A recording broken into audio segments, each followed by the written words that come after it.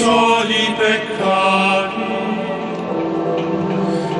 et malum coram te feci,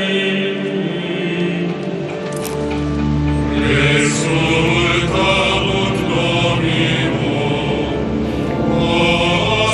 ആഗോള കത്തോലിക്ക സഭയുടെ പരമാധ്യക്ഷന് ലോകം വിട നൽകുകയാണ്. പ്രിയപ്പെട്ട ഫ്രാൻസിസ് മാർപ്പാപ്പയുടെ ഭൗതികദേഹം വത്തിക്കാനിലേക്ക് സെന്റ് പീറ്റേഴ്സ് ക്ഷേത്രത്തിലേക്ക് എത്തിച്ചിരിക്കുകയാണ്. വിലാപയാത്രയായാണ് ഭൗതികദേഹം എത്തിച്ചിരിക്കുന്നത്.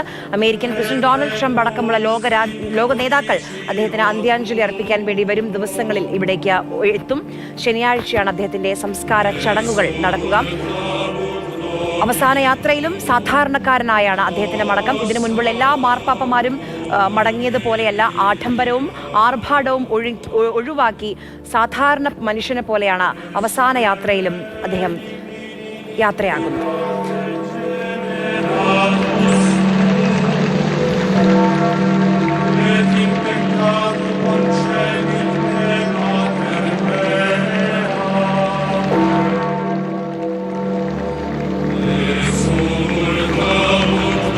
ലോകമെമ്പാടുമുള്ള വിശ്വാസികൾ വലിയ ഇടയനെ അവസാനമായൊരു നോക്ക് കാണാൻ അന്ത്യാഞ്ജലി അർപ്പിക്കാൻ വത്തിക്കാനിലേക്ക് ഒഴുകിയെത്തുന്ന കാഴ്ച.